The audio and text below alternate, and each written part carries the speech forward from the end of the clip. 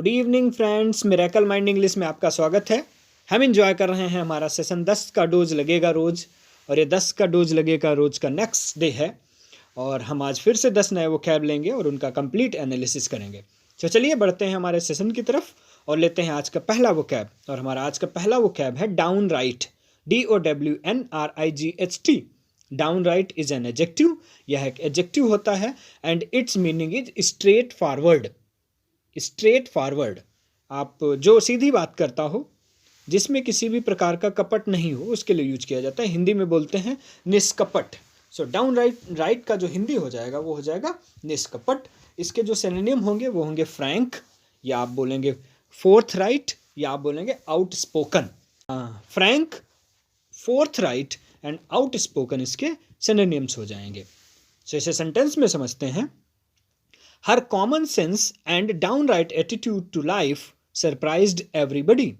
So उसका जो common sense है उसने, और उसका निष्कपट एटीट्यूड जो है, दृष्टिकोण है लाइफ को लेकर के, उसने सभी को सरप्राइज कर दिया। तो उसने अपने कॉमन सेंस से और अपने निष्कपट एटीट्यूड से सभी को आश्चर्य में डाल दिया। बढ़ेंगे आगे, लेंगे हमारा अगला वोकैब, और हमारा अगला वोकैब है chastise, CHASTISE। Chastise, chastise is a verb, यह एक वर्ब होता है and its meaning is punish, to punish.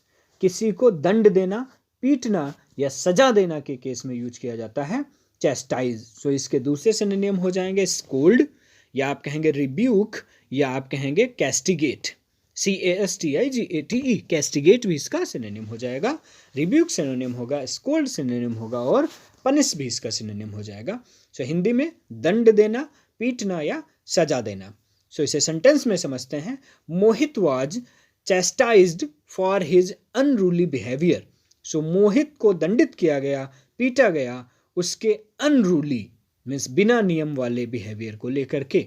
सो उसके अनरूली बिहेवियर के लिए मोहित को दंडित किया गया। आगे बढ़ेंगे, लेंगे हमारा अगला वोकैब, और हमारा अगला वोकैब है melancholy. Melancholy, MELANCHOLY। Melancholy is a noun, melancholy एक नाउन होता है and its meaning is a feeling of pensive sadness. एक बहुत ही जबरदस्त सैडनेस की स्थिति, typically with no obvious cause. और ये टिपिकली तब जब हमें किसी कॉज के बारे में पता ना हो, उसका पर्टिकुलर कॉज ना पता हो। मीन्स ऐसी निराशा की स्थिति, ऐसी सैडनेस की स्थिति जिसका कोई कारण ना पता हो। हिंदी में मेलनकली को बोला जाता है निराशा, हिंदी में कहते हैं निराशा। तो कई बार ऐसा होता है लोगों के साथ में कि मतलब उन्हें कारण नहीं पता होता है लेकिन वो निराश होते हैं। उनसे पूछो क्या हुआ, क्या बात है, तो they have no reason but they are sad, वो दुखी हो जाते हैं। सो इसके दूसरे सिनोनिम हो जाएंगे डिसोलेशन, या आप कहेंगे सैडनेस, या आप कहेंगे dejection. So desolation, sadness and dejection इसके सिनोनिम हो जाएंगे। सो हम इसे सेंटेंस में समझते हैं। She felt a little melancholy. She felt, उसने महसूस की थोड़ी सी निराशा, उसने थोड़ी सी निराशा महसूस की। बढ़ेंगे आगे, लेंगे हमारा अगला वोकैब, और हमारा अगला वोकैब है कनाइवेंस, CONNIVANCE। कनाइवेंस, कनाइवेंस एक नाउन है and its meaning is pretence of ignorance. उपेक्षा, हिंदी में क्या कहेंगे, उपेक्षा, या आप कहेंगे मौन सहमति।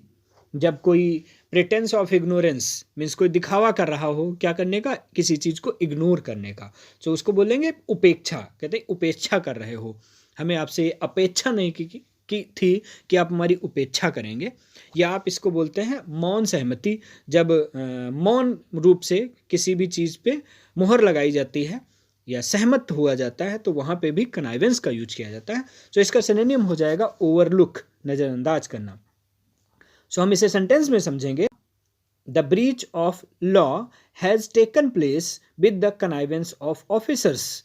ये जो नियम तोड़ा गया है वह किसकी मौन सहमति पर, ऑफिसर्स की। मीन्स ऑफिसर्स की मौन सहमति पर ही, ऑफिसर्स की उपेक्षा पर ही लोगों के द्वारा यह नियम तोड़ा गया है। मीन्स जो नियम तोड़ा गया है वो लोगों की, ऑफिसर्स की सहमति पर तोड़ा गया है। सो बढ़ेंगे आगे, लेंगे हमारा अगला वोकैब, और हमारा अगला वोकैब है imbibe, IMBIBE। Imbibe is a verb, यह एक वर्ब होता है and it is use in 2 cases. इसको यूज करने के 2 केस होते हैं। पहला केस होता है ड्रिंक, कंज्यूम या गल्प। किसी भी चीज़ को सोखना, मतलब सोख लेना के लिए यूज किया जाता है। मीन्स कोई भी ऐसी चीज़ है जो किसी चीज़ को अपने अंदर ऑब्जर्व कर ले जाती है, सोख ले जाती है, वहाँ पे यूज करेंगे हम इम्बाइब। सो एक केस हो गया सोखने के लिए। दूसरा केस होता है किसी विचार को आत्मसात करना। मीन्स किसी के विचारों को क्या करना है, अपने मन में धारण कर लेना और उनको इम्बाइब कर ले जाना कहलाता है। जब आप किसी के विचारों से प्रेरित हो जाते हैं और उनको आत्मसात कर लेते हैं, अपनी लाइफ में अपना लेते हैं या अपने मन में धारण कर लेते हैं, तो वहाँ पे भी इंग्लिश में यूज किया जाता है इम्बाइब। सो हम इसको दोनों तरीके से सेंटेंस में समझेंगे। He imbibed many bottles of beer. वो सोख गया, मीन्स उसने क्या किया, कंज्यूम कर लिया many bottles of beers, beer की बहुत सारी बॉटल्स को। ये तो हो गया इसका सोखने के केस में यूज। दूसरा हम यूज करते हैं विचार को आत्मसात करने के लिए। तो सेंटेंस हो जाएगा you must imbibe the thoughts of great people. So आपको इम्बाइब कर लेना चाहिए, मीन्स आत्मसात कर लेना चाहिए, मन में धारण कर लेना चाहिए the thoughts of great people, महान लोगों के विचारों को। तो महान लोगों के विचारों को आपको आत्मसात करना चाहिए। बढ़ेंगे आगे, लेंगे हमारा अगला वोकैब, और हमारा अगला वोकैब है contraband. CONTRABAND, CONTRABAND। Contraband is a noun, यह एक नाउन होता है, and its meaning is illegal goods. Illegal गैर कानूनी, और गुड्स माने सामान। सो गैर कानूनी सामान के लिए यूज किया जाता है कॉन्ट्राबैंड। सो इसे आप हिंदी में कहेंगे वर्जित, निषिद्ध व्यापार। मीन्स ऐसा व्यापार जो कि वर्जित हो फिर भी किया जा रहा हो, तो वहाँ पे कॉन्ट्राबैंड यूज करेंगे सामान के लिए। सो आप इसके सिनोनिम हो जाएंगे स्मगल्ड, या आप बोलेंगे बूटलेग, या आप बोलेंगे इलीगल। इलीगल बोला जाएगा, बूटलेग बोला जाएगा, या स्मगल्ड बोला जाएगा। सो आप इसे सेंटेंस में समझेंगे। Customs department is not able to stop trafficking of contraband goods. में जो कस्टम डिपार्टमेंट है वो योग्य नहीं है। स्टॉपिंग, ट्रैफिकिंग का मतलब होता है तस्करी। मीन्स जो कंट्राबैंड आइटम्स हैं, कंट्राबैंड गुड्स हैं, मीन्स इलीगल जो गुड्स हैं, उनकी तस्करी को रोक पाने के लिए कस्टम डिपार्टमेंट योग्य नहीं है। बढ़ेंगे आगे, लेंगे हमारा अगला वोकैब, और हमारा अगला वोकैब है tentative. TENTATIVE, TENTATIVE। Tentative is an adjective, यह एक एडजेक्टिव होता है, and its meaning is not certain और फिक्स। कोई भी चीज जो निश्चित नहीं है, कोई भी चीज जो फिक्स नहीं है, उसके लिए यूज किया जाता है टेंटेटिव। हिंदी में बोलते हैं अस्थाई, या आप कह सकते हैं अनिश्चित। कोई चीज जो निश्चित नहीं है, स्थायी नहीं है, उसके लिए यूज करेंगे टेंटेटिव। सो इसके सिनोनिम हो जाएंगे इनडेफिनिट, या आप कहेंगे अनकन्फर्म्ड। आप कहेंगे अनकन्फर्म्ड या इनडेफिनिट। सो इसे हम सेंटेंस में समझेंगे।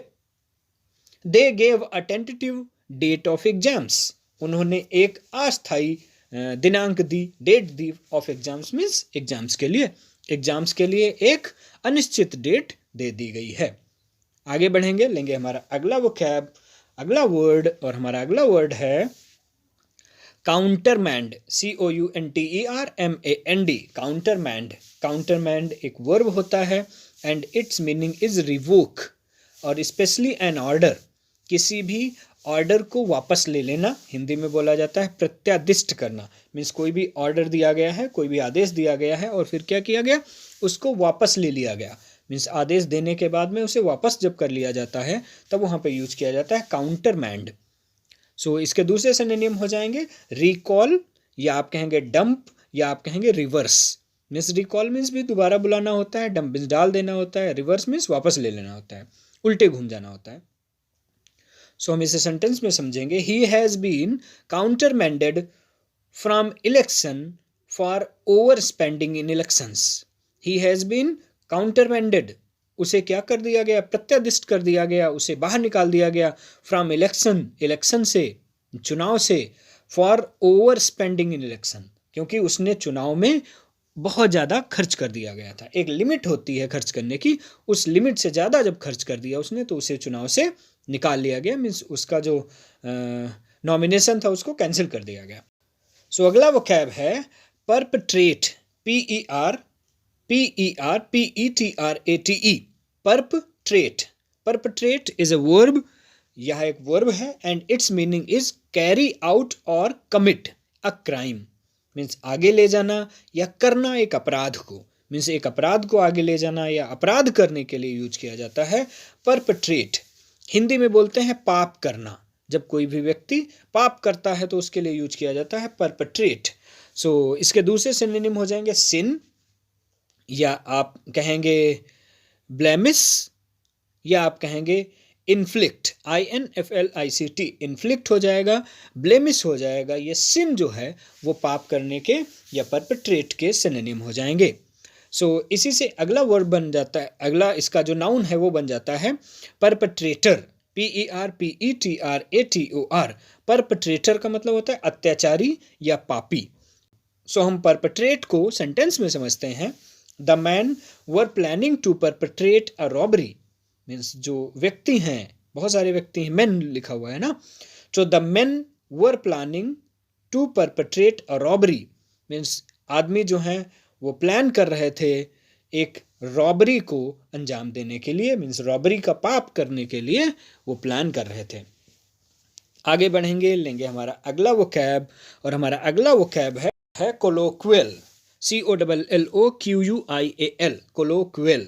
कोलोक्वियल एक एडजेक्टिव होता है and it is use for the language. So सबसे पहली चीज़ ये समझिएगा कि ये जो कोलोक्वियल वर्ड है इसका यूज जो है वो लैंग्वेज के लिए होता है। और कैसी language? Used in familiar and informal conversation, ऐसी भाषा जिससे हम फैमिलियर हैं और हम इनफॉर्मल कन्वर्सेशंस में यूज करते हैं। आप इसे कहेंगे आम बोलचाल की, और वो भी क्या? भाषा। तो जब आम बोलचाल की भाषा की बात होगी तो वहाँ पे यूज किया जाता है कोलोक्वियल। सो इसके सिनोनिम हो जाएंगे इनफॉर्मल, या आप कहेंगे कैजुअल, या आप कहेंगे unofficial. So informal, casual and unofficial जो है वो कोलोक्वियल के सिनोनिम्स हो जाएंगे। सो हम इसे सेंटेंस में समझेंगे, colloquial language should be simple and easy. So जो हमारी कोलोक्वियल लैंग्वेज है वो बहुत ही सिंपल और ईजी होनी चाहिए, बहुत आसान और बहुत ही साधारण होनी चाहिए। हमारी आम बोलचाल की भाषा बहुत ही साधारण और आसान होनी चाहिए। So thanks for watching this video, keep learning, keep enjoying, और बने रहें हमारे साथ मिरेकल माइंड इंग्लिश में।